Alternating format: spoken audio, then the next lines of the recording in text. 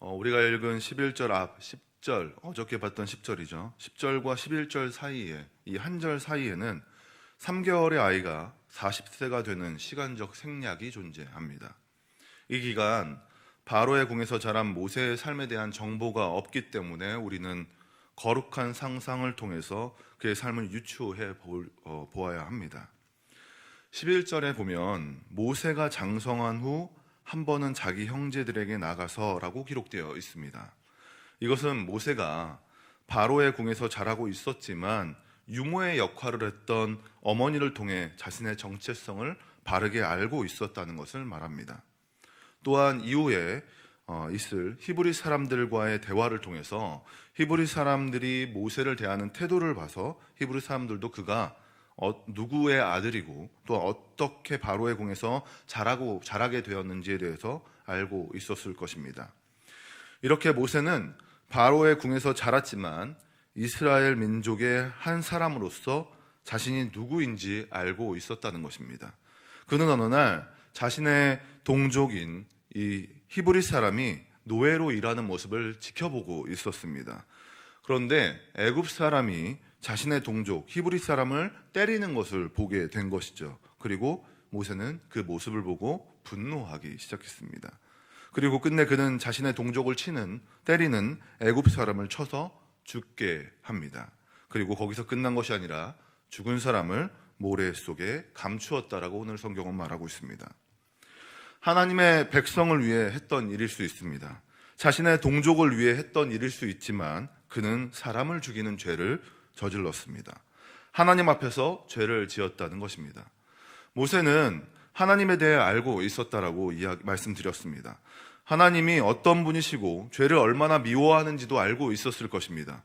만약에 그가 하나님의 존재에 대해서 배우지 못했고 애굽에서의 교육을 온전하게 잘 받았다라면 애굽인을 쳐서 죽일 일도 없었을 것이고 설령 죽였다 하더라도 그의 위치상 크게 신경 쓰지 않았을 것입니다. 하지만 모세는 분명 자신이 한 짓이 하나님 앞에서 죄를 지은 것임을 알고 있었습니다. 그렇게 모세는 두려움이 컸습니다. 그래서 자신의 죄를 감추려 했던 것이죠. 이런 모습은 아담과 하와 때부터 존재하는 죄에 대한 인간의 반응입니다. 죄를 지은 자들은 언제나 하나님에 대한 두려움과 부끄러움으로 죄를 숨기고 자신 또한 숨으려 합니다. 그런데 주님은 그런 숨고 싶어하는 그 죄인들을 그냥 놔두시지 않는 분이시죠. 죄를 인지하지 못한 채 살아가도록 놔두는 분이 아니시라는 것입니다. 어떻게든 죄를 보게 하고 또한 회개하게 만드시는 분이 바로 하나님이시라는 것입니다. 모세에게도 마찬가지였습니다. 모세는 사람을 죽이고 모래에 감춰두고 그 자리에 떠났습니다. 그의 마음에 그렇게 하면 모든 것을 덮을 수 있을 것이라고 생각했어요. 하지만 주님은 그런 모세에게 사람을 사용하여 죄를 기억나게 하십니다. 또한 죄가 드러나게 하시는 것이죠. 13절 보면 이튿날 다시 나가니 두 히브리 사람이 서로 싸우는지라 그 잘못한 사람에게 이르되 내가 어찌하여 동포를 치느냐 하매 라고 말합니다. 그는 죄를 감추고 아무 일도 없었던 것처럼 다시 사람들이 있는 곳으로 나갔습니다. 그곳에서 싸우고 있는 히브리 사람 두 사람을 만나게 되죠. 그 모습을 본 모세는 두 사람을 중재합니다. 누가 잘못했고 누가 잘했는지를 판결하는 것이죠. 그런데 사람들의 반응이 어떻습니까? 히브리 사람들의 반응이 어떻습니까? 14절 보니까 그가 이르되 누가 너를 우리를 다스리는 자와 재판관으로 삼았느냐? 내가 애굽 사람을 죽인 것처럼 나를 죽이려 하느냐라고 말하죠. 모세는 잘 감췄다라고 생각했습니다. 그런데 사람들의 입을 통해서 모세의 잘못이 드러나게 된 것입니다.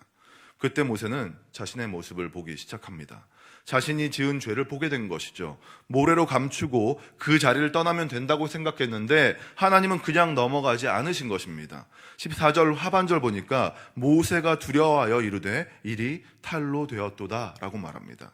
그래서 그는 크나큰 두려움에 자신의 죄가 드러난 것에 대해서 두려움에 그곳을 떠나 멀리 미디안 광야로 피신하게 됩니다.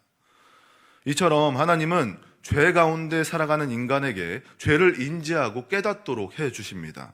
모세의 살인을 동족 히브리인을 통해서 보게 하신 것처럼 여러 방편을 통해 죄를 지은 자들에 대해서 또한 죄에 대해서 인지하게 하신다는 것입니다.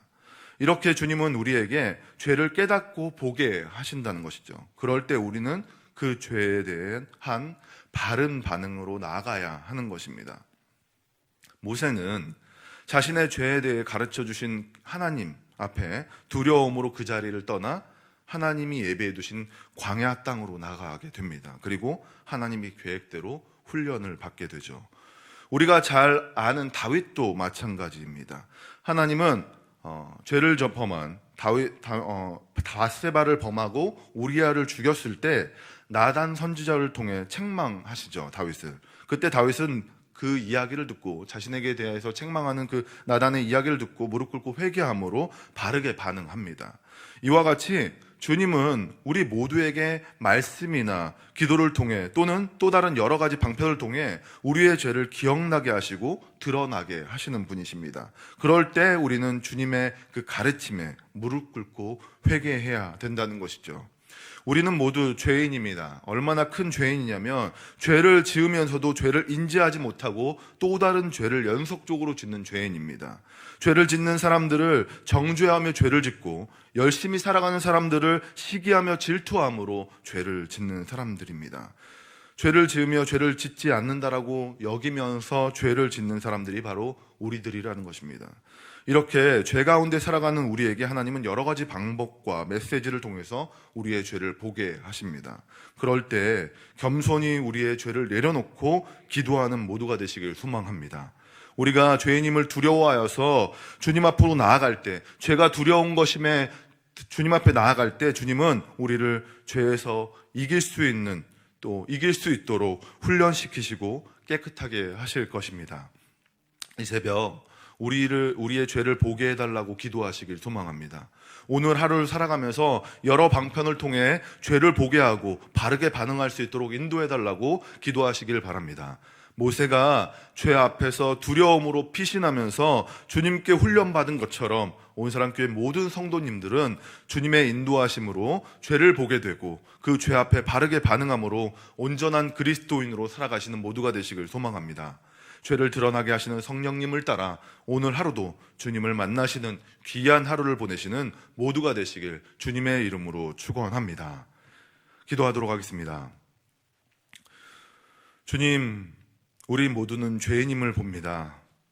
주님께서 우리에게 죄를 보게 하시고 죄에 따라 회개의 길로 인도하게 하시는 분이심을 믿습니다.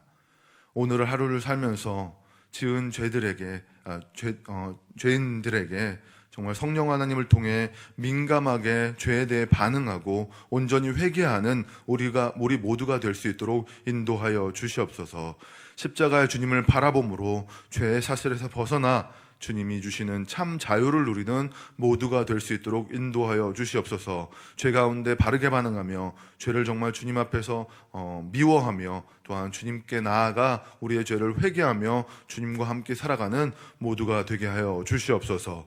주님께 나오며 예물을 드렸습니다. 1,000번째 드렸습니다. 드린 손길 가운데 함께 하시고 기도의 제목을 들어주시고 응답하여 주시옵소서. 주님 동행하여 주시고 주님 우리의 모든 삶 가운데 역사하여 주시옵소서. 계속해서 오늘 말씀을 기억하시면서 기도하시고 또한 자신과 가정, 교회와 나라와 열방을 위해서 주여 한번 외치고 다 함께 기도하는 시간 갖도록 하겠습니다. 주여.